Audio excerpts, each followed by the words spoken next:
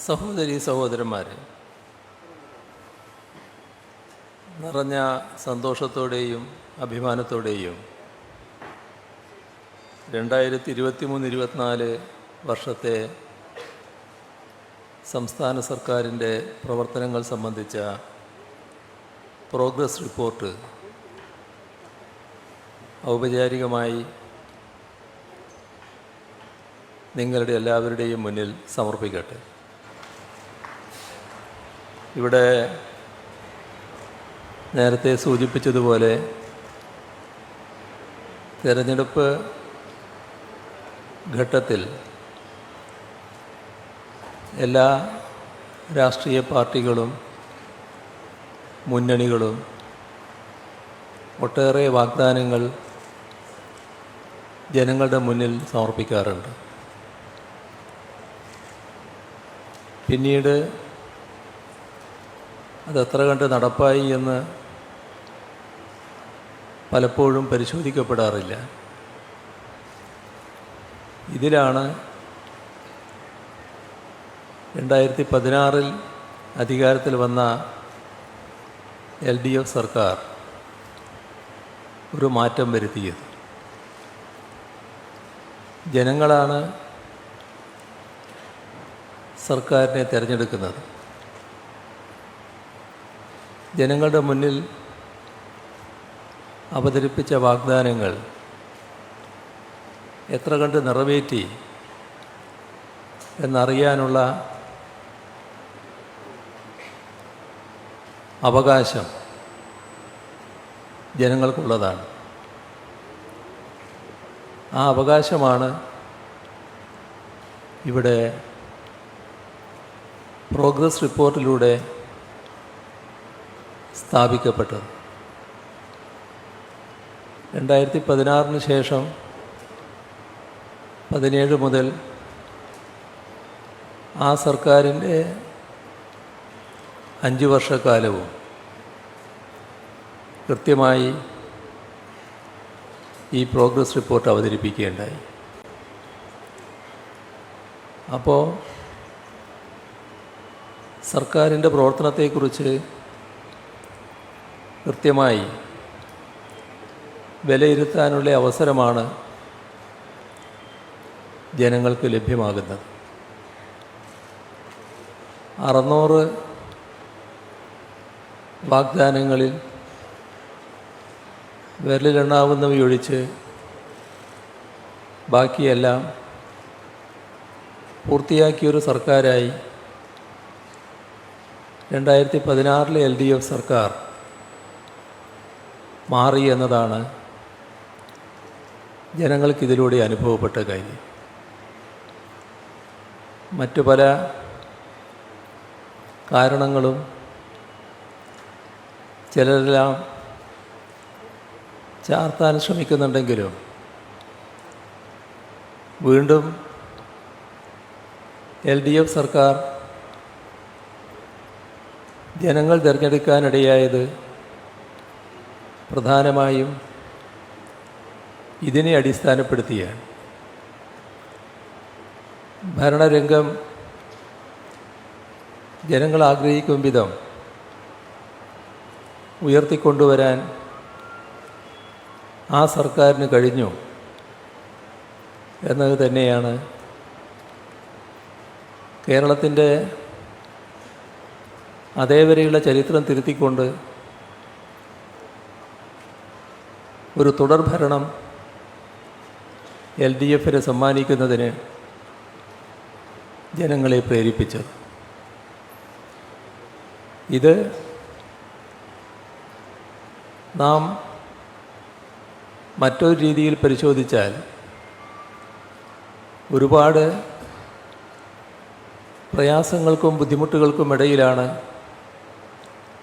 ആ 5 വർഷക്കാലം LDF സർക്കാർ പ്രവർത്തിച്ചതും ഈ പറയുന്ന പ്രവർത്തനങ്ങൾ പൂർത്തീകരിച്ചതും എന്നത് കാണാൻ കഴിയും. നമ്മുടെ നാട് നേരിടേണ്ടി വന്ന ഒട്ടേറെ ദുരന്തങ്ങൾ പല രൂപത്തിൽ ഒരു ഘട്ടത്തിൽ നമുക്കെല്ലാം വലിയ തോതിൽ പ്രയാസമുണ്ടാക്കിയ പ്രകൃതി ദുരന്തങ്ങൾ, ഇത് കേരളത്തെ വലിയ തോതിൽ തകർത്ത് കളയുന്ന മട്ടിലാണ് വന്നത്. നൂറ്റാണ്ടിലെ മഹാപ്രളയം, അതിനെ തുറന്നു തന്നെ തൊട്ടടുത്ത വർഷം അതിരൂക്ഷമായ കാലവർഷക്കെടുതി, നിപയും മൂക്കിയും ലോകത്തെ ആകെ വിറങ്ങലിപ്പിച്ച നമ്മുടെ നാട് നേരിടേണ്ടി വന്ന മഹാമാരി, ഇതെല്ലാം നമ്മുടേതുപോലൊരു സംസ്ഥാനത്തിന് ഒരിഞ്ച് മുന്നോട്ട് പോകാൻ പറ്റാത്ത സാഹചര്യം സൃഷ്ടിക്കുന്നതായിരുന്നു. എന്നാൽ നമുക്ക് നമ്മുടെ നാട് മുന്നോട്ട് പോയേ മതിയാകുമായിരുന്നുള്ളൂ. ആ ഘട്ടം ഓർത്താൽ എല്ലാവർക്കും മനസ്സിലാക്കാൻ കഴിയും. നമുക്ക് ഒരു ദുരന്തഘട്ടത്തിൽ, അതും മഹാദുരന്തഘട്ടത്തിൽ ലഭിക്കേണ്ട സഹായം കൃത്യമായി ലഭിച്ചിരുന്നില്ല എന്ന്. അത്തരം കേന്ദ്രങ്ങൾ, സഹായിക്കാൻ ബാധ്യതപ്പെട്ട കേന്ദ്രങ്ങൾ തീർത്തും നിഷേധാത്മക നിലപാട് സ്വീകരിച്ചതും നാം കണ്ടതാണ്. നിസ്സഹായതയോടെ സാധാരണഗതിയിൽ തളർന്നിരുന്നു പോകേണ്ട ഒരു ഘട്ടം. പക്ഷേ നമ്മുടെ നാട് ഒരുപാട് പ്രത്യേകതയുള്ള നാടാണ്. ആ പ്രത്യേകത ഇതിലെല്ലാം ദൃശ്യമായി. നാം എല്ലാവരും കൂടി തന്നെ ഈ നാടിനെ മുന്നോട്ട് നീക്കുന്നതിന് സഹായിക്കാത്തവരുടെ മുന്നിൽ ഉച്ചസ്ഥിരം ഒരു കാര്യം പ്രഖ്യാപിച്ചു. ഈ ഘട്ടം വലിയ ദുരന്തമാണെങ്കിലും നമ്മൾ തലയിൽ കൈവച്ച് കരഞ്ഞിരിക്കാനല്ല തയ്യാറാകുന്നത്. ഇതിനെ ഞങ്ങൾ അതിജീവിക്കും എന്ന് കേരളം ഒറ്റക്കെട്ടായി പ്രഖ്യാപിച്ചു. ആ അതിജീവനം ദേശീയ തലത്തിലും അന്താരാഷ്ട്ര തലത്തിലും വലിയ തോതിൽ പ്രശംസിക്കപ്പെട്ടു. എങ്ങനെ കേരളത്തിന് ഇതേ രീതിയിൽ അതിജീവിക്കാനായി എന്ന് ചോദിക്കുകയുണ്ടായി. ഇന്നത്തെ ഒരു മാധ്യമത്തിൽ പഴയ ഒരു പുരോഹിതൻ്റെ വാക്കുകൾ കാണാൻ കഴിഞ്ഞു. പ്രളയമാണ് അന്ന് ഈ സർക്കാരിനെ വീണ്ടും അധികാരത്തിലേറ്റാൻ ഇടയാക്കിയത്. ഇനിയൊരു പ്രളയമുണ്ടാകുമെന്ന് ധരിക്കേണ്ട എന്നാണ് ആ പുരോഹിതൻ പറഞ്ഞതായിട്ട് കണ്ടത്. പുരോഹിതന്മാരുടെ ഇടയിലും ചിലപ്പോൾ ചില വിവരദോഷികളുണ്ടാവും എന്നതാണ് ആ വാചകത്തിലൂടെ വ്യക്തമാകുന്നത്. നമ്മളാരും ഇവിടെ വീണ്ടും ഒരു പ്രളയം ഉണ്ടാകണമെന്ന് ആഗ്രഹിക്കുന്നില്ല. പക്ഷേ നേരിട്ട ദുരന്തം, ആ ദുരന്തം ശരിയായ രീതിയിൽ അതിജീവിക്കാൻ നമ്മുടെ നാടാകെ ഒറ്റക്കെട്ടായി നിന്നു. അതാണ് നമുക്ക് ലോകത്തിന് നൽകാൻ കഴിഞ്ഞ പാഠം അത് കേരളത്തിന് മാത്രം കഴിയുന്നതാണ് നമ്മുടെ നാടിൻ്റെ പ്രത്യേകതയാണ്.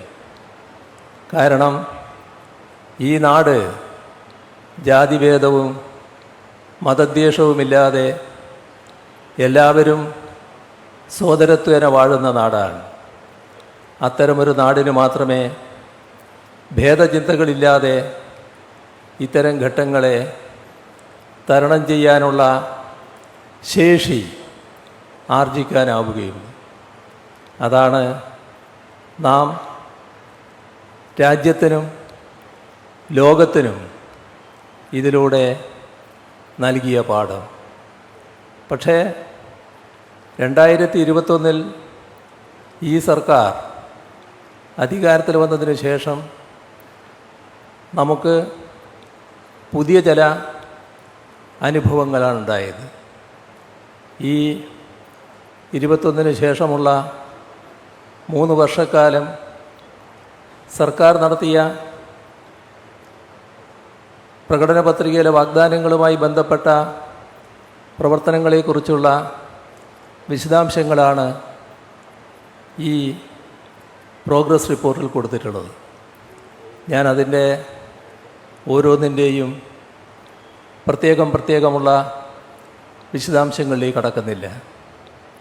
പക്ഷേ ഈ 3 വർഷക്കാലം നാം ഒരു പുതിയ ഘട്ടമാണ് നേരിടേണ്ടി വന്നത്. കേരളം ഒരു നാടെന്ന നിലക്ക് എങ്ങനെ മുന്നോട്ട് പോകണം എന്നതാണ് എല്ലാവരും ആഗ്രഹിക്കുന്നത്. ആ ആഗ്രഹത്തിന് ഫലപ്രദമായ രൂപം കൊടുക്കാനും നാടിനെ ശരിയായ രീതിയിൽ മുന്നോട്ട് നയിക്കാനുമാണ് സർക്കാർ, സംസ്ഥാന സർക്കാർ എന്ന നിലക്ക് തയ്യാറായിട്ടുള്ളത്. അവിടെ ഓരോ ഘട്ടത്തിലും എങ്ങനെയെല്ലാം തടസ്സങ്ങൾ സൃഷ്ടിക്കാനാകും, ഇതാണ് നമുക്ക് ഉണ്ടായ, നമ്മെ സഹായിക്കാൻ ബാധ്യതപ്പെട്ട കേന്ദ്രങ്ങളിൽ നിന്നുണ്ടായ അനുഭവം. അത് മറ്റൊരു സംസ്ഥാനത്തിനും ഇതേ രീതിയിൽ, ഇത്രമാത്രം ക്രൂരമായ രീതിയിൽ അനുഭവിക്കേണ്ടി വന്നിട്ടുണ്ടാവില്ല. അതുകൊണ്ടാണ് ഒരു ഘട്ടത്തിൽ നമുക്ക് രാജ്യത്തെ അത്യുന്നത കോടതിയെ സമീപിക്കേണ്ടി വന്നത്. ആ അത്യുന്നത കോടതി പോലും നമ്മുടെ വാദഗതി അംഗീകരിക്കുന്നത് കാണാൻ നമുക്ക് സാധിച്ചു. മാത്രമല്ല, കേരളത്തിന് അർഹതപ്പെട്ടത് നിഷേധിക്കുന്ന നില കോടതിക്ക് ബോധ്യപ്പെട്ടപ്പോൾ കോടതി തന്നെ ചോദിക്കുന്ന നിലയുണ്ടായി. എന്താണിത്? കേരളത്തിന് അർഹതപ്പെട്ടത് കൊടുക്കണ്ടേ? ആദ്യം അത് കൊടുക്കൂ, ബാക്കി കാര്യം പിന്നീട് ചർച്ച ചെയ്യാം. അങ്ങനെയാണ് നമുക്ക് അർഹതപ്പെട്ട വിഹിതം തരില്ല എന്ന വാശിയോടെ നിന്ന ആ സമീപനം തിരുത്തിക്കുന്നതിന് കഴിഞ്ഞത്. ഇതൊന്നും സാധാരണ നിലക്ക് ഒരു സംസ്ഥാന സർക്കാരിന് അനുഭവിക്കേണ്ടി വരുന്ന കാര്യമല്ല. നമ്മുടെ നാട് 2016 മുതൽ പ്രകൃതി ദുരന്തങ്ങളാണ് നേരിടേണ്ടി വന്നതെങ്കിൽ അതിനേക്കാളും കടുത്ത രീതിയിൽ നാടിനെ പുറകോട്ടടിപ്പിക്കാനുള്ള നീക്കങ്ങളാണ് ഈ കഴിഞ്ഞ വർഷങ്ങളിൽ നമുക്ക് അനുഭവിക്കേണ്ടി വന്നത്. കൃത്യമായി ശ്വാസം മുട്ടിക്കുക, സാമ്പത്തികമായി ഞെരുക്കുക, ഉദ്ദേശം ഒന്നു മാത്രമായിരുന്നു: എങ്ങനെ കേരളത്തിൻ്റെ എല്ലാവരും പുകഴ്ത്തുന്ന പരിപാടികൾ സർക്കാരിന് നിർവഹിക്കാൻ കഴിയും. അതിന് കഴിയാവുന്ന തടസ്സങ്ങൾ സൃഷ്ടിച്ച് അത്തരം കാര്യങ്ങൾ ഇല്ലാതാക്കാനാണ് ശ്രമിച്ചത്. പക്ഷേ നമ്മുടെ അനുഭവം അതിൻ്റെ മുന്നിലെല്ലാം നാം വിറങ്ങലിച്ചു നിന്നതല്ല. നാം നേരത്തെ പ്രഖ്യാപിച്ച് നടപ്പാക്കിയ നമ്മുടെ സഹോദരങ്ങൾ, വീടില്ലാത്തവരെന്ന് പറഞ്ഞാൽ ജീവിതകാലം മുഴുവൻ സ്വന്തമായൊരു കൂര മോഹിച്ച് ആ മോഹത്തോടുകൂടി മണ്ണടിഞ്ഞു പോകുന്നവർ, അവർക്ക് സ്വന്തമായൊരു കൂരയുണ്ടാവുക. ഇതാണ് ലൈഫ് മിഷനിലൂടെ നാം ലക്ഷ്യമിട്ടത്. ആ മിഷൻ പ്രവർത്തനത്തിലൂടെ ഇപ്പോൾ 4 ലക്ഷത്തിലധികം വീടുകളാണ് നമ്മുടെ കേരളത്തിൽ പൂർത്തിയാക്കാൻ കഴിഞ്ഞിട്ടുള്ളത്. ഇത് നമ്മുടെ നാടിൻ്റെ മാത്രമായിട്ടുള്ള ഒരു പ്രത്യേകതയാണ്. അതേസമയം നമ്മുടെ നാട്ടിൽ പട്ടയം ലഭിക്കാൻ ആഗ്രഹിക്കുന്ന സാധാരണ ജനങ്ങൾ ദശാബ്ദങ്ങളായി തന്നെ അവരുടെ കയ്യിൽ ഭൂമിയുണ്ടെങ്കിലും അതിൻ്റെ അവകാശം അവർക്ക് ലഭിച്ചിട്ടില്ല. 3 ലക്ഷത്തിലധികം പട്ടയങ്ങൾ ഈ കാലയളവിൽ അവർക്ക് ലഭ്യമാക്കാൻ LDF സർക്കാരിന് കഴിഞ്ഞുവെന്നതും നാം പ്രത്യേകമായി കാണേണ്ട കാര്യമാണ്. സാമ്പത്തികമായി ചില പ്രയാസങ്ങളുണ്ടായപ്പോൾ ആ പ്രയാസങ്ങളുടെ ഭാഗമായി ചില കാര്യങ്ങൾ നിർവഹിക്കുന്നതിന് തടസ്സങ്ങൾ വന്നുവെന്നത് യാഥാർത്ഥ്യമാണ്. എന്നാൽ ആ ഘട്ടത്തിൽ പോലും നമ്മുടെ നാട്ടിൽ കൃത്യമായി ഒരു കാര്യവും നടക്കരുത് എന്ന് ആഗ്രഹിച്ചവരുടെ ആഗ്രഹത്തിന് വിപരീതമായി സർക്കാർ ജീവനക്കാരുടെ ശമ്പളമാകെ കൃത്യമായി കൊടുക്കുന്ന നില ഉറപ്പുവരുത്താൻ സർക്കാരിന് കഴിഞ്ഞിട്ടുണ്ട്. എന്നാൽ അതോടൊപ്പം ഈ സാമ്പത്തിക പ്രതിസന്ധിക്കിടയിൽ ജീവനക്കാർക്ക് അർഹതപ്പെട്ട DA അത് കൃത്യമായി ലഭിക്കുന്നതിന് പ്രയാസങ്ങൾ വന്നിട്ടുണ്ട് എന്നുള്ളത് യാഥാർത്ഥ്യമാണ്. ആ വിഷമം എല്ലാ കാലത്തും ജീവനക്കാർക്ക് അനുഭവിക്കേണ്ടി വരില്ല എന്നുള്ളത് തന്നെയാണ് സർക്കാരിൻ്റെ ഉറച്ച നിലപാട്. ഏറ്റവും അടുത്ത അവസരത്തിൽ തന്നെ അതുമായി ബന്ധപ്പെട്ടുള്ള തീരുമാനങ്ങളിലേക്ക് കടക്കാൻ പറ്റുന്ന സാഹചര്യത്തിലേക്ക് സർക്കാർ എത്തുമെന്ന് തന്നെയാണ് പ്രതീക്ഷിക്കുന്നത്. അതേപോലെ തന്നെ പെൻഷൻകാരുടെ DRനും ഈ കാലയളവിൽ ചില പ്രയാസങ്ങൾ വന്നിട്ടുണ്ട്. എന്നാൽ സർക്കാർ പെൻഷൻ കൃത്യമായി കൊടുത്തുവരുന്ന നിലപാട് തന്നെയാണ് സ്വീകരിച്ചത്. എന്നാൽ അതോടൊപ്പം അർഹതപ്പെട്ട DRും അവർക്ക് ലഭിക്കേണ്ടതായിട്ടുണ്ട്.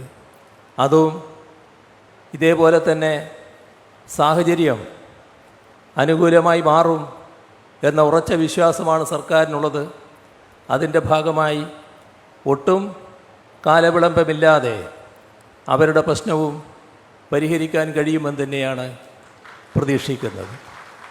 ഇവിടെ സാമൂഹ്യക്ഷേമ പെൻഷൻ ലഭിക്കുന്ന ആളുകൾക്ക് കൃത്യമായി പെൻഷൻ നൽകി വരുന്ന സർക്കാരായിരുന്നു LDF സർക്കാർ. 600 രൂപ 2016 കടലാസിലുണ്ടായിരുന്ന ആ പെൻഷൻ അന്ന് 1.5 വർഷത്തെ അടക്കം കുടിശ്ശിക നിലവിലുണ്ടായിരുന്ന അവസ്ഥ 2016 അധികാരത്തിൽ വന്ന ഉടനെ ആ കുടിശ്ശിക മുഴുവൻ തീർക്കുന്നതിനാണ് ആദ്യമേ തന്നെ തീരുമാനമെടുത്തത്.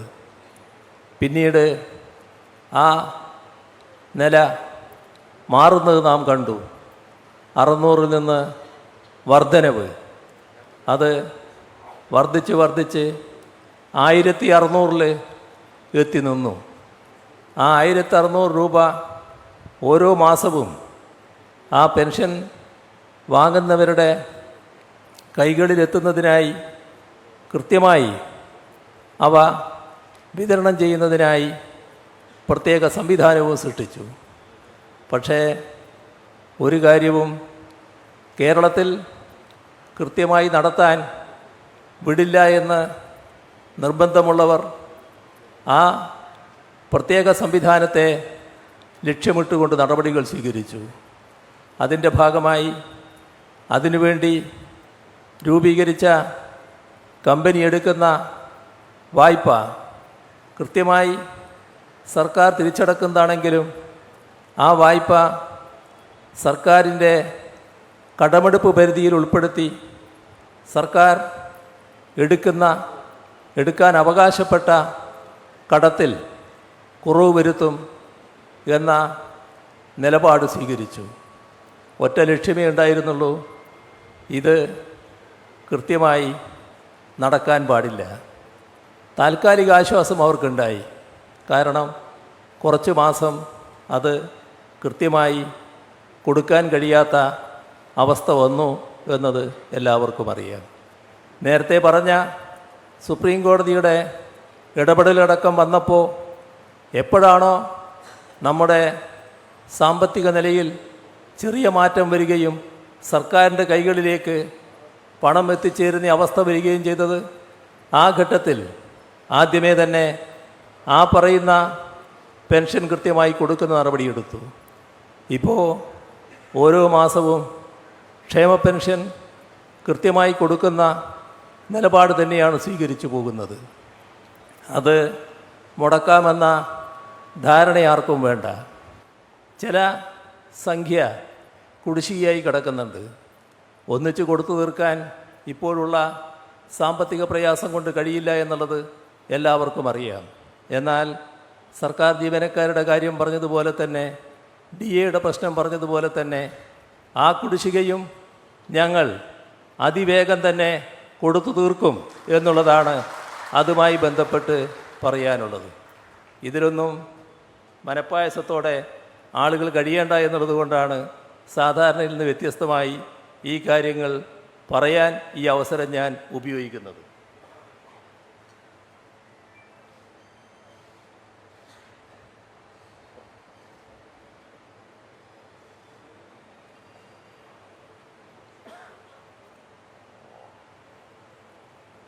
പറഞ്ഞു പോയാൽ കുറേ കൂടുതൽ കാര്യങ്ങളിലേക്ക് പോകും. അപ്പോൾ ധാരാളം ആളുകൾ ഇവിടെ സംസാരിക്കാറുണ്ട്. ഇപ്പോൾ തന്നെ വാച്ച് നോക്കുമ്പോഴാണ് കുറച്ചധികം സമയമായി എന്ന് കാണുന്നത്. ഇതാണ് നാം നേരിടേണ്ടി വന്ന അവസ്ഥ. ഇവിടെ ഒരു സർക്കാർ എന്ന നിലക്ക് നടത്തുന്ന പ്രവർത്തനങ്ങളുടെ ഭാഗമായി എല്ലാ രംഗവും നല്ല രീതിയിൽ മെച്ചപ്പെട്ടിരിക്കുകയാണ്. അതിൻ്റെ കണക്കുകളോടുകൂടി തന്നെ അവതരിപ്പിക്കാൻ സാധിക്കും. പക്ഷേ ആ കണക്കുകളിലേക്ക് ഞാൻ കടക്കുന്നില്ല. ഇപ്പോൾ നമ്മുടെ നാട്ടിൽ യുവാക്കൾ ആഗ്രഹിക്കുന്ന കാര്യം കൂടുതൽ മെച്ചപ്പെട്ട തൊഴിൽ ലഭിക്കുക എന്നുള്ളതാണ്. ആ തൊഴിൽ ലഭ്യമാക്കാനുള്ള നടപടികളാണ് ഫലപ്രദമായി സ്വീകരിച്ചു വരുന്നത്.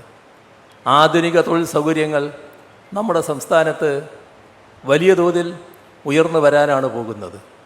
അത് IT രംഗത്തുള്ള പുരോഗതി മാത്രമല്ല, മറ്റ് അന്താരാഷ്ട്ര സ്ഥാപനങ്ങളും ബഹുരാഷ്ട്ര സ്ഥാപനങ്ങളും ഇവിടെ വരാനുള്ള താല്പര്യം പ്രകടിപ്പിച്ചിരിക്കുന്നു, വന്നുകൊണ്ടിരിക്കുന്നു എന്നതാണ് കാണാൻ നമുക്ക് കഴിയുക. അത്തരം സ്ഥാപനങ്ങൾക്ക് നാം നേരിടുന്ന ചില പ്രശ്നങ്ങളുണ്ട്. കാരണം നമ്മുടെ സംസ്ഥാനത്ത് ആവശ്യത്തിന് മതിയായത്ര ഭൂമിയില്ല എന്നത് വസ്തുതയാണ്. കാരണം മറ്റു ചില സംസ്ഥാനങ്ങൾക്കൊക്കെ നല്ലതുപോലെ ഭൂമിയുണ്ട്. നമ്മൾ ജനസാന്ദ്രത ഏറ്റവും കൂടുതലൊരു സംസ്ഥാനമാണ്. അപ്പോൾ ആവശ്യത്തിന് ഉപയോഗിക്കാനുള്ള ഭൂമി, അതിൻ്റെ അളവ് നമുക്ക് കുറവാണ്. എങ്കിലും നമ്മുടെ സംസ്ഥാനത്തിന് പറ്റിയ തരത്തിലുള്ള സ്ഥാപനങ്ങൾ വ്യാവസായിക രംഗത്ത് വലിയ തോതിൽ കുതിച്ചുയരുന്നതാണ് കാണാൻ നമുക്ക് കഴിയുക. IT മേഖല വലിയ തോതിൽ പുരോഗതി പ്രാപിക്കുന്നതാണ് നമുക്ക് കാണാൻ കഴിയുക. എല്ലാവർക്കും അറിയാവുന്നതാണ്, പുതിയ സംരംഭങ്ങൾ വ്യവസായ രംഗത്ത് ആരംഭിക്കാൻ തീരുമാനിച്ചപ്പോൾ അഭൂതപൂർവമായ വളർച്ചയാണ് ഉണ്ടായത്. നല്ല രീതിയിൽ ആ മേഖല വീണ്ടും പരിപോഷിപ്പിക്കുന്നതിനുള്ള നടപടികളാണ് സർക്കാർ സ്വീകരിച്ചു വരുന്നത്. നമ്മുടെ കാർഷിക രംഗം വലിയ തോതിലുള്ള മാറ്റമാണ് ഉണ്ടാക്കിയിരിക്കുന്നത്. നല്ല അഭിവൃദ്ധി കാർഷിക രംഗത്തുണ്ടായിരിക്കുന്നു. എന്നാൽ വരൾച്ചയുടെ ഭാഗമായി നമുക്ക് നേരിടേണ്ടി വന്ന പ്രശ്നങ്ങളുണ്ട്. കേരളത്തിലെ നാണ്യവിള കൃഷി ചെയ്യുന്നവർ, റബ്ബർ കൃഷിക്കാർ, ഏലകൃഷിക്കാർ, കുരുമുളക് കൃഷിക്കാർ, ഇങ്ങനെയെല്ലാമുള്ളവർ നേരിടുന്ന ഒട്ടേറെ പ്രശ്നങ്ങളുണ്ട്. അത്തരം പ്രശ്നങ്ങളും നല്ല രീതിയിൽ തന്നെ കൈകാര്യം ചെയ്തു പോകണമെന്നാണ് സർക്കാർ കാണുന്നത്. അതിനുള്ള നടപടികളിലേക്കും നീങ്ങാൻ തന്നെയാണ് സർക്കാർ ഉദ്ദേശിക്കുന്നത്. കേരളം നേരിടുന്ന ഇത്തരം പ്രശ്നങ്ങൾ ഇത് കേരളത്തിൻ്റെ മാത്രമായിട്ടുള്ളൊരു പ്രശ്നമാണ്. ഇപ്പോൾ മറ്റൊരു സംസ്ഥാനത്ത് വരൾച്ച കൊണ്ട് കെടുതിയുണ്ടായാൽ ഒരു വിളയെ ചെറിയ തോതിൽ ബാധിക്കുകയാണ് ചെയ്യുക. ആ സമയത്തുണ്ടാകുന്ന നഷ്ടമാണ്. പക്ഷേ നമ്മുടെ സംസ്ഥാനത്ത് വരൾച്ചയുടെ ഭാഗമായി ഏലത്തിനും മറ്റും നഷ്ടമുണ്ടാകുന്നു എന്ന് വന്നാൽ അത് ആ ഘട്ടത്തിൽ മാത്രമുള്ള നഷ്ടമല്ല, തുറന്നുള്ള വർഷങ്ങളിലേക്കടക്കം അത് ബാധിക്കുകയാണ്. ആ കൃഷിയെ തന്നെ ബാധിക്കുകയാണ്. അത്തരത്തിലുള്ള കേരളത്തിൻ്റേതായ പ്രശ്നങ്ങളുണ്ട്. ആ പ്രശ്നങ്ങൾ പ്രത്യേകമായിട്ട് തന്നെ പരിഹരിച്ചു പോകണമെന്നാണ് നാം കാണുന്നത്.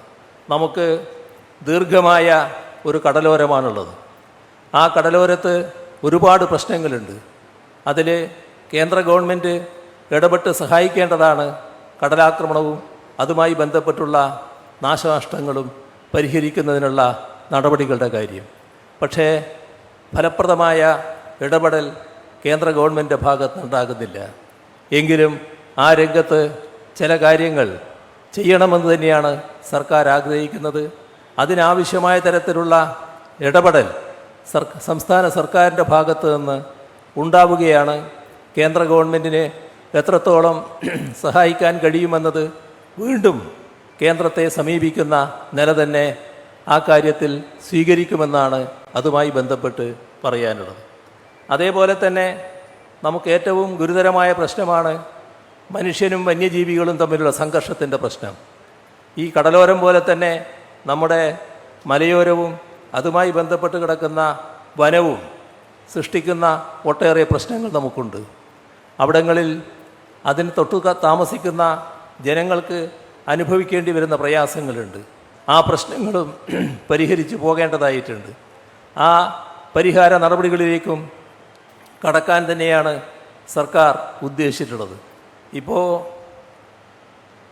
നമ്മുടെ തെരഞ്ഞെടുപ്പ് നേരത്തെ കഴിഞ്ഞെങ്കിലും ഒരു മാസത്തിലധികം മറ്റേ പെരുമാറ്റച്ചട്ടത്തിൻ്റെ ഭാഗമായി നമ്മൾ ഒന്നും ചെയ്യാൻ പറ്റാത്ത അവസ്ഥയിലുണ്ടായല്ലോ.